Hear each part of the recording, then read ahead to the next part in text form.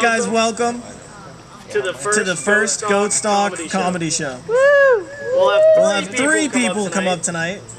Starting off with John, who said before this he's not afraid to whip it out.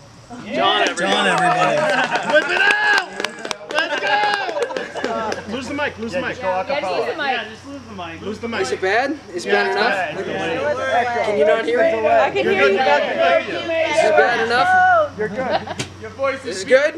Yeah. All right, I'm just going to talk loud. Yeah, better. Here we go. So, dating in 2020. What a great thing to start on.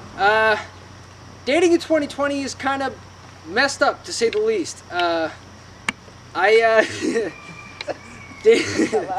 Dating in 2020 is pretty much, so I started on a Tinder app, yeah, and that's not the best start, but a Tinder or a Grindr app, and everyone's wearing a mask, you know, and you don't know if it's an adult Halloween festival or if it's just a regular party, you know. You're like, oh yeah, it's a great costume, but what's under the mask, you know? Hopefully it's not a beard type of thing. So yeah, I found someone on Tinder, and you know, we started talking. It wasn't a beard, you know. It wasn't a beard. It was a mustache, but it wasn't a beard, so it was good enough. We started talking, and I pretty much asked, yeah, where'd you want to hang out? What would you want to do for this? And she said, I want to hang out at a protest. A protest. So I was like, okay, first date, never experienced that before. Might as well experience it. Protest, like the small talk won't be weird.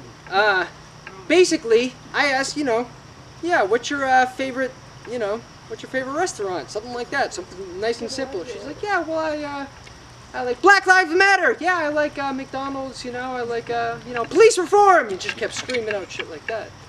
Meanwhile, I'm just sitting there with, you know, my shorts sagging. I have a Confederate flag underwear on. You know, I don't know how to fit in that well, type of thing. But the big thing that stuck out to me was that she was 20, and I'm 24, turning 25. So the biggest generational gap, at least that I saw, was that, you know, the biggest generational gap I witnessed, at least, was that when I draw a gun, it's on a piece of paper, not on a classmate. I know that's probably gonna split the crowd half and half, so I'm just gonna split into this next joke. Speaking of guns,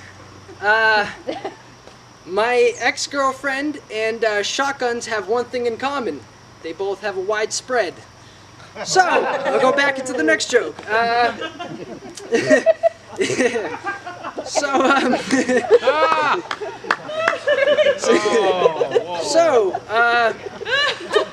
Yeah, basically, my uncle, well, I don't know if anyone else went through this phase, but I went through a phase where sex jokes, not sex jokes necessarily, sex positions, having a funny name was a huge part of my childhood. And I know that sounds really funny, but figuring out the names of something like the Alaskan Toboggan, or the Lazy Susan, even you know, the Wrong Hole, any of the names, whatever they are, it was really funny to me finding it out. So one of my uncles, my Uncle Louis, came up to me at one of my birthday parties. Not my birthday party, one of 8 birthday parties.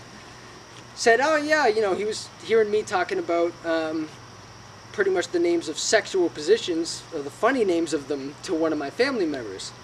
So I said, yeah, you know, they're really funny. I was talking to my cousin. He comes up to me, he's like, yeah, you ever heard of the Houdini? I'm like, no. What is that? He goes, yeah, it's when after I'm done with her, I make her disappear. My first thought was, oh, after you're done with her? What do you mean? And then I was like, oh, that's what happened to my Auntie Carol. Makes a lot more sense now. Yeah.